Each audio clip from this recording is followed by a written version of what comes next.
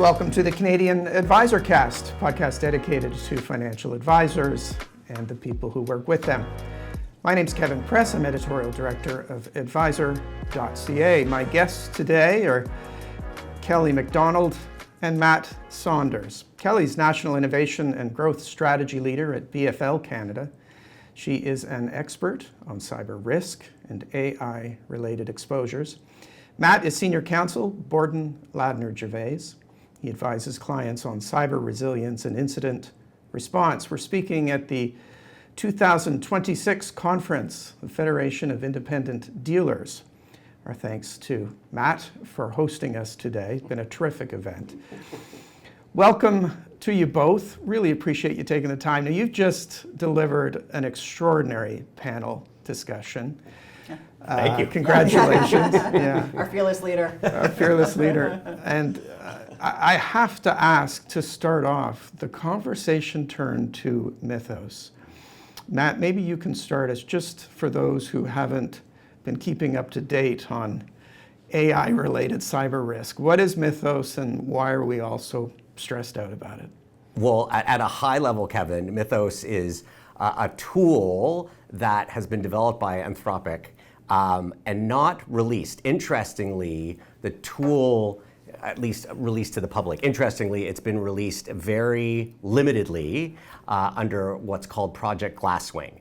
And effectively, what Anthropic has determined, and they've put together a pretty interesting and extensive blog post on some of the fundamental issues that they've identified over the course of testing Mythos.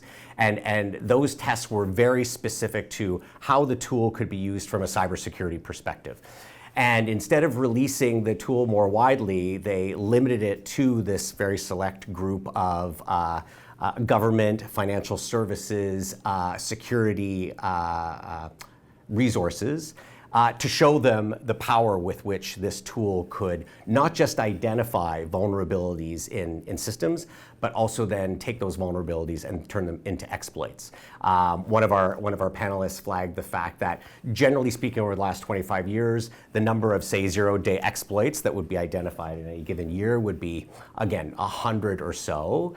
And Mythos was making that number and more in a matter of weeks.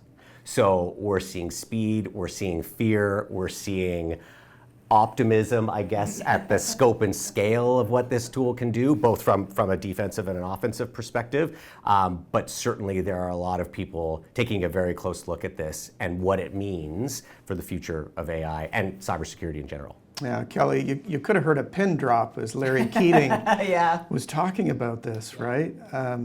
Do you think that financial advisors and the dealers that they work with are ready for this? No, not at all. No, not at all. And I think it goes to sort of what I alluded to at the beginning of the session, and this is universal. This isn't just for financial advisory firms. It's not just for professional firms. There's a massive gap between adoption and real understanding of, the risks. And so I always talk to clients, like, everything is risk reward. And the reward for the tool or the thing needs to be higher than the risk, or it doesn't make good business sense. And, again, there's a lot of, everybody, the FOMO, the fear of missing out. We've got to get there. We've got to stay ahead. We can't fall behind, all that sort of language that we hear. And then you've got organizations that are needing to show, a return on investment. And so that gap is going to grow. And if that's happening at the organizational level, at the people that are making the decisions around what tools we're going to use, what tools we aren't going to use, how the business is going to think about that, like, if they're not even there, to expect that the advisors would know. Like, they're busy as it is. Like, they've got a whole bunch of regulatory stuff to deal with. They've got a whole bunch of, client things to deal with. There's aging population and people are retiring. So there are all these competing priorities that are happening for advisors right now.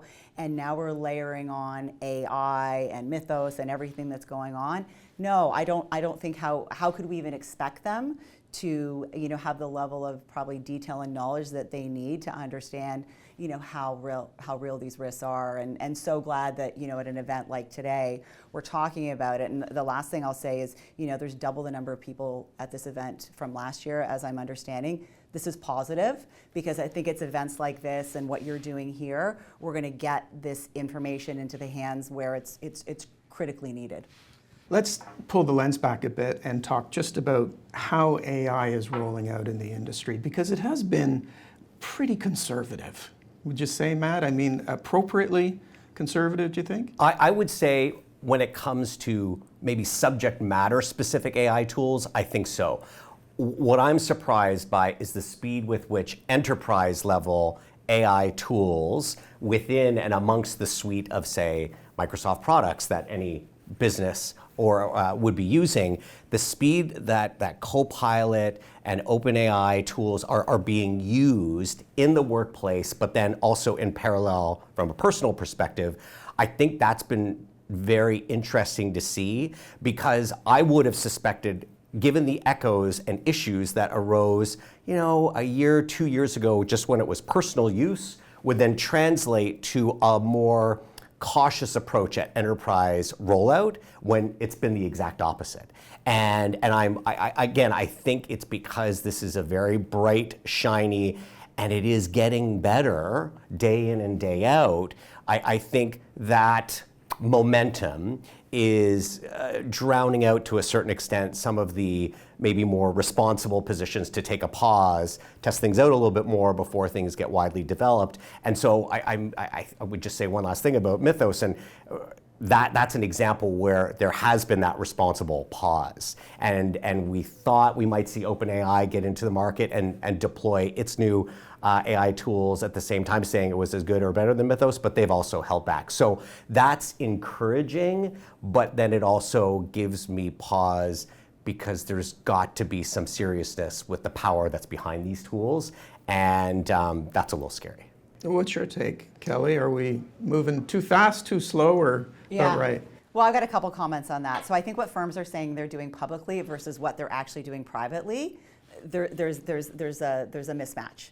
So I think a lot of firms are developing their own tools and trying different things out, but they're not necessarily talking about those publicly, outside of maybe, like you say, the co-pilots and the enterprise ChatGPT and all of that, which are coming bundled with other things. So I think it's hit and miss, but again, I do think what they're saying publicly versus what they're doing behind the scenes is very different. Again, my big worry is not how fast or slow organizations are moving, but it's this gap around the governance and the understanding. And I think that, almost everyone I talk to, when I say, how are you thinking about the risk side of it, I get a lot of blank stares. I get a lot of, color draining from the face. I get people sort of shifting in their chairs, or if I sort of try to pull on some of those threads, well, what about this and what about that? A lot of what they have thought they were prepared for, they start to realize it's like that sweater when I pull the thread and the thread doesn't just come out, the whole sweater comes apart. So, and again, as much as I'm very bullish on AI and I think it's going to do some incredible things for the industry, my big fear is people that are going la la la la la la la, and yeah, okay, big government's going to stop Mythos, and there's some good people there. I worry that this drive for profitability, either like at firms and the competition, or these big AI tools that are they've spent lots of money and they're looking to show some returns there. People cut corners in those circumstances, and so if you don't have a formal kind of strong risk program to just like bounce those things out of your organization, this is where I worry that things get really scary. The irony is that advisors have always been pretty conservative when it comes to technology, and in some circles even hesitant to adopt new tech. It doesn't feel like they're going to have that luxury this time around, would you say? Agreed. I think it's not just the speed with which the tools are advancing and they're being deployed, but I think it's also the speed of the human apprehension and appreciation of the impact it's going to have on the sector itself. And it's not just from a dealer's perspective. We're seeing huge impacts in the legal profession now.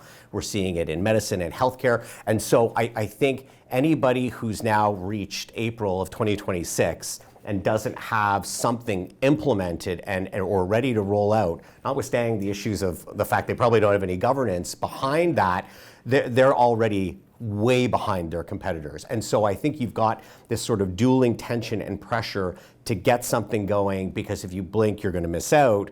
What that means for the sector as a whole is, I think this is going to be the new normal, where the number of tools, the number of agents an individual dealer could be using to help individual specific customers, that's going to be embedded in the workplace much sooner rather than later. And I think the potential benefit of the speed with which that's happening is that we're going to start seeing some regulatory and governments from a legal perspective start filling in the gaps. Because again, we've sort of had that 3-year period of waiting and seeing how this is going to go, and we know that it's going. So we've got to now start regulating it. Yeah, I was going to ask, what's the industry look like in 5 years? That's probably a big piece of how this evolves, right? Most definitely, and I think you're starting to see pieces of it. We commented during the session today that Canada has a bit of a gray zone as it relates to AI-specific law, but the same could be said for cybersecurity legislation. But on the foundation of privacy law being built, and we've seen this in other parts of the world, that foundation started out, and from there you see cyber regs get built, whether it's through OSFI, whether it's you see the critical infrastructure cybersecurity legislation the federal government's pushing out, and now provinces are also getting their, particularly in the public sector, their rules in place for how AI and cyber measures are going to be rolled out. And so hopefully we'll get some federal guidance from an AI law perspective. We had that a couple of years ago, and they're back to the drawing board. But I think Canada will eventually adopt, I guess, a middle of the road approach where it's less no regs and all innovation as we're seeing south of the border, and all regs, limited innovation as we're seeing in multiple jurisdictions across the pond. Kelly, I'm struck by the fact that you still got a lot of firms who allow advisors to select their own tech. Yep. Clearly that's not sustainable. I assume you'd agree with that. What should advisors be doing to prepare for how this rolls out? What can they do right now? Yeah, it's a great question, and I think there's a few different things that are important.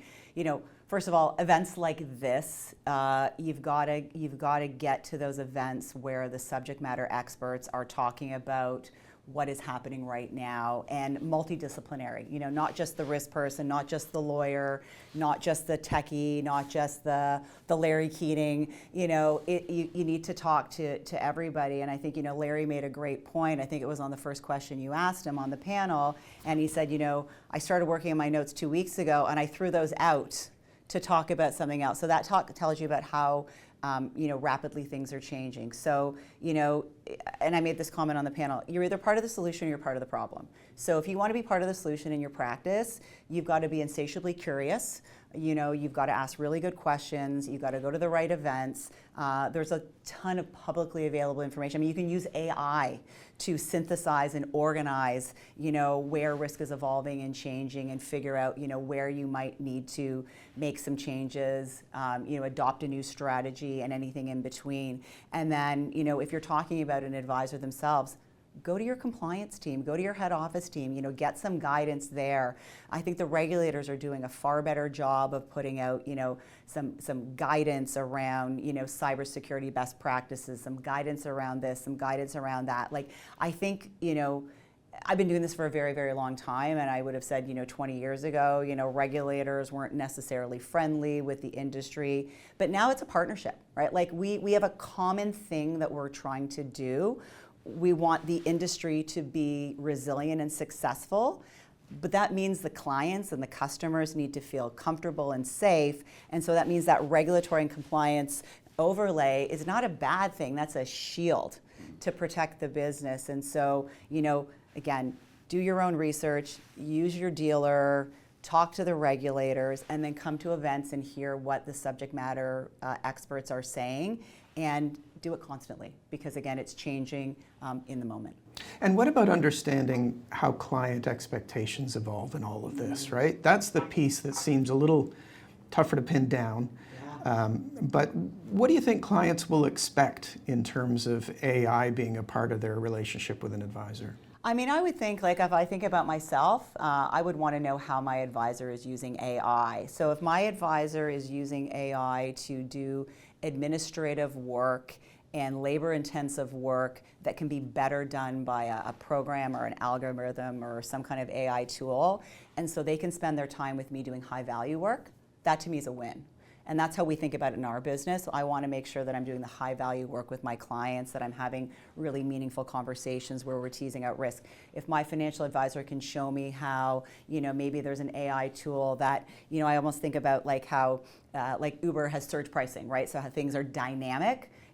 Maybe it is changing dynamically, and so they can solve for more unmet needs within my kind of financial advisory world. But I'm going to want to know how they're using it. I'm going to want to have some disclosures. I don't think I'm ever going to want to talk to a bot to do my stock portfolio and my this and my that. I think I like this, with a real person. But if I know that AI can augment and enhance, and also if my advisor has their finger on the pulse of all the things that are happening in the moment, that's just going to make them a better advisor. So if they're using AI to show up better and differently for me, I'm going to be okay with that. And I think that younger generation that is so much more tech savvy and used to doing things on apps and with bots and whatnot are going to be very, very comfortable. But I still think they're going to want to have that, that advisory work, that high value work done by an advisor. So don't replace my advisor, but augment and enhance what my advisor can do, and give him or her some really interesting tools that are very, Kelly specific in the moment for what I need today. Kelly makes a key point there, right? Transparency. That's going to be essential. Critical, and especially when it comes to the data that the advisor is using to their clients' benefit. And it goes to that foundation of governance, because you can't really have that transparency. You can't know as best as you can what's going on within that black box unless you've done the work, you've done the homework, and you've got those internal protocols in place. Because again, the regulator is going to want them in any event. They're going to want to look under the hood to see what investor ABC or dealer XYZ is doing, not just to the benefit of their clients, but where else could that data go? And so to have that transparency on data, on how the tool is being instructed to use that data, what are the retention periods for that data, and again, also showing transparency of the third-party vendors that they're using, whether it's for the tools or it's in support of those tools, so that, again, the client has that visibility on the entire ecosystem, or as best and as reasonably possible, because I think they're going to go to another one if they don't get that from their trusted advisor. We reported an extraordinary story last winter. David Rosenberg, who was deep-faked, and many of his clients were led to believe that they were getting advice from him by video. This must be the thing that really keeps you both up at night, right? In terms of that risk of really terrible client experience. Oh yeah, yeah. I mean, I don't know if you were in the session, but I gave an example of it was a fraud case. It was a deep fake, and it was a engineering firm, and clearly somebody had hacked into their network, and so the cyber criminals knew what the business was talking about, knew how people interacted with one another, the language they used, and so they were building up their ability to then use that information to trick the organization into releasing a significant number of funds. And so it was a Teams call. You've got one person, I think, in Hong Kong. You've got the rest of the leadership team in the UK. The CFO in Hong Kong thinks they're having a conversation like this on a screen because the voices and the video and the whole thing was an AI deep fake. That scares me. The voice cloning scares me. I know when I call into my bank and it says, "Oh, you've been voice authenticated," which is going to allow them to do a whole bunch of things. Like, that's going to need to change. And so that goes back to that one of the earlier questions around are businesses moving too fast or moving too slow? maybe yes, maybe no, but like, are you thinking about how risk is going to change and sort of overlaying these new risks onto your business and going, do we have the right tools to identify when, this is an AI generated version of you versus you and an AI generated, version of my voice? I think about like manipulations that can be done at speed and scale. Where and that's the whole thing about AI. Like it'll take a good thing and do it at speed and scale. It'll take a bad thing and do it at speed and scale. And then imagine all of a sudden people are making all these decisions. That's kind of like that black swan I talk about.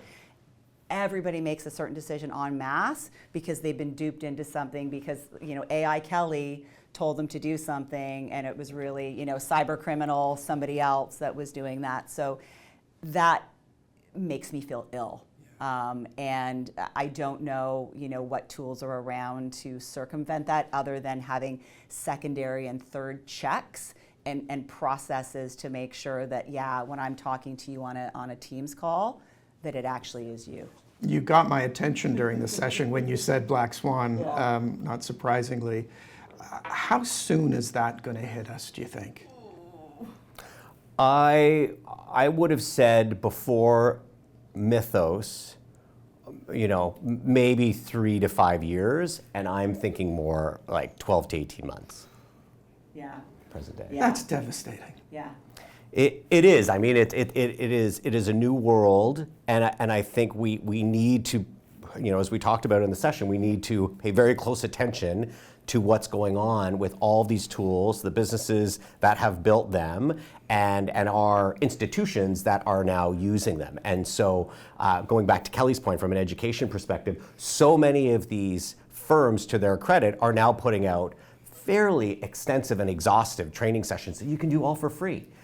Even universities, Harvard just dropped one that is significant, AI focused, very current, and you can literally sign up online to just immerse yourself into the technology. So I think that's I guess the glass half full versus glass half empty. It is really scary. It is really dynamic. But I think the onus is on us to wrap our heads around it and get as engaged as we can so that we're limiting the risk of how big that boulder is going to be when it finally hits the bottom of the hill. Are you optimistic that the law will be able to keep up?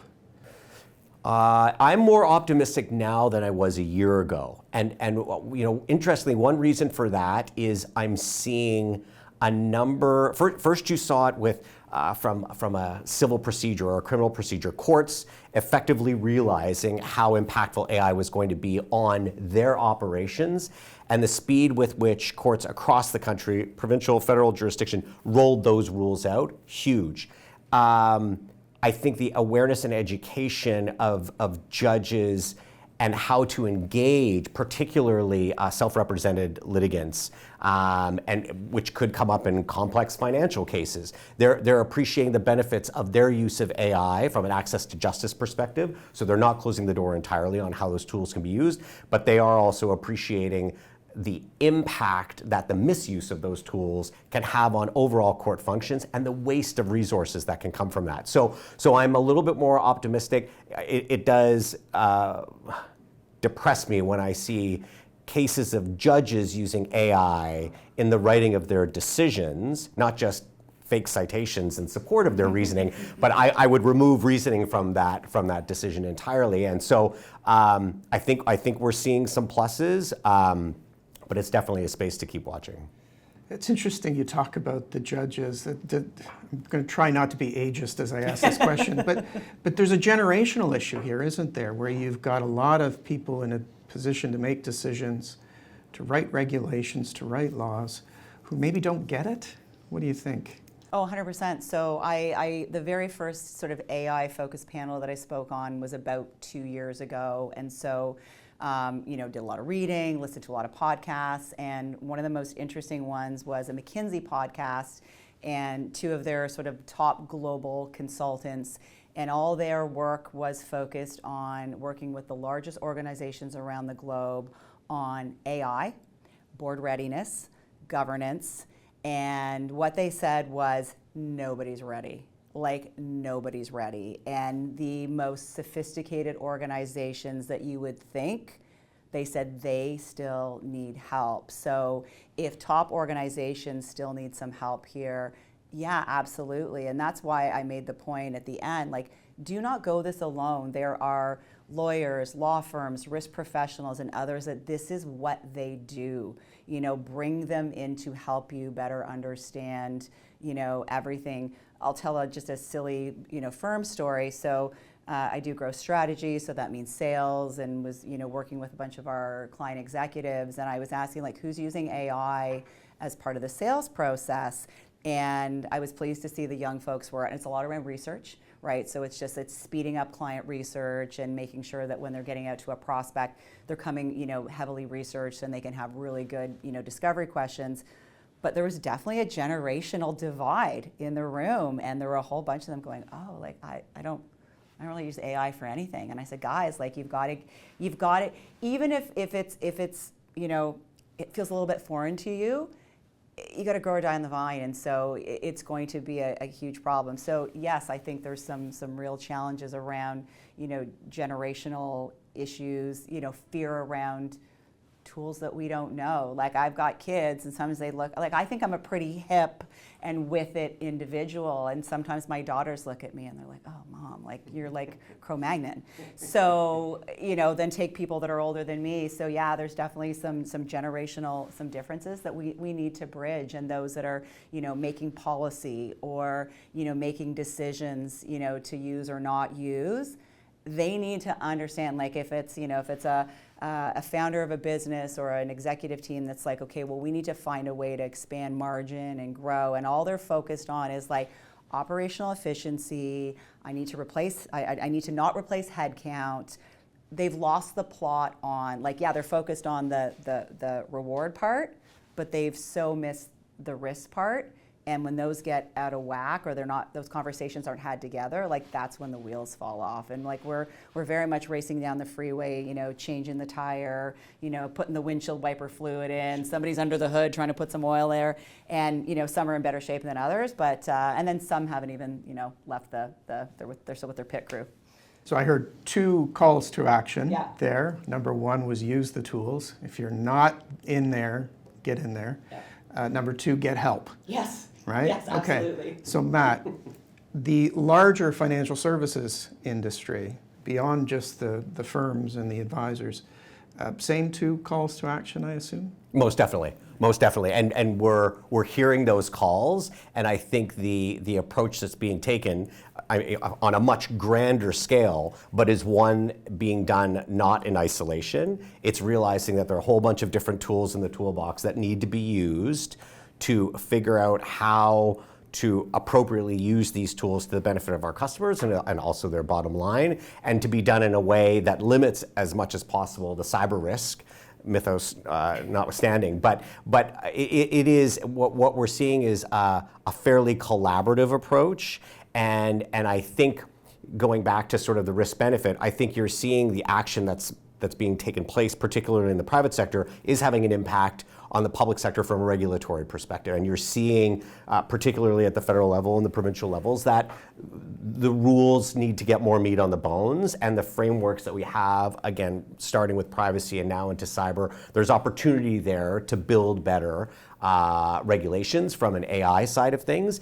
And I'm hopeful, financial services being one of those big sectors. I think critical infrastructure is which is a very broad piece, but I think also another area where rules are going to come from the actions that the big players are taking. And I think Canada's got a real opportunity to be a leader in that space because just of how diverse the approaches to AI regulation are in other countries. Is this going to change how advisory practices need to insure themselves? I would say yes, but I'm not as big as of an expert on that side of things. But I'll just say quickly before handing it to Kelly, you've seen the evolution of cyber coverage, and I think we're in another very shifty place of where AI fits into that. Is it its own product? Is it something entirely different? Can it fall under cyber? Yeah, I mean, I think there's going to have to be an evolution over time, and I made the comment earlier, like the insurance industry is trying to figure this out as well. So, the insurance industry is also using AI. They want to find efficiencies. They want to use it to underwrite better. They want to use it to process claims better, and all of that. but at the same time, they need to figure out, when they're underwriting a risk, what do I need to ask now that I didn't ask before? And I do think there's a big miss on, talking to D&O carriers and how they're thinking about the governance exposure and how that's changing. And I don't think they've completely digested how big the risk is, because firms are going to get sued and boards are going to get sued. And so I don't see any issues with those policies responding, outside of the terms and conditions obviously need to be met, but I don't see anything concerns. It fits squarely within sort of the governance, in the governance world. Cyber, we might start to see some, carve-outs of coverage depending on what you're using AI for. I would think that they're going to start to ask, we're starting to see some questions around, use and deployment of AI or creation of your own AI as part of some of those cyber renewals and cyber discussions, but it's evolving. And I think what's going to happen is there's going to be a big stinky claim, and either it's going to be denied, or it's going to get paid, or there's going to be a couple, one's going to get denied, and there's going to be a change. It's no different than when the Twin Towers were hit, and all of a sudden now we've got terrorism insurance, and the industry had to evolve. So, and then, as getting a little bit more granular, like, are you developing AI, or what are you using AI to do in your business? Because if all of a sudden there's like E&O exposure that is not around like the delivering of professional services and the way we think of it, the way an advisor would work with a client, respectfully, underwriters haven't underwritten that exposure and haven't charged the appropriate premium for what that AI tool is doing. And so I think they should be able to exclude that exposure. So again, if you're a firm that's using, AI to make decisions within your business that then impact clients, like the insurance needs to change. I also think about, crime and social engineering and all those types of ways that cyber criminals are going to use AI to attack at speed and scale. I think that's going to change the face of, crime insurance and whatnot. So, and I think there are going to be insurers that really lean into, AI-specific coverage. Those that stay silent, and those that say like, no thanks, I don't want to be any part of that, and we want you to do something separate and distinct.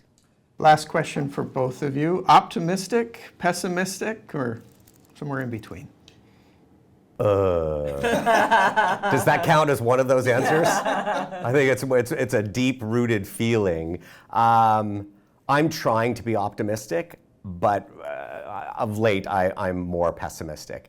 And the reason for that maybe is twofold. It goes back to one of the original points that I made. One, the technology and the speed with which it's advancing is too fast.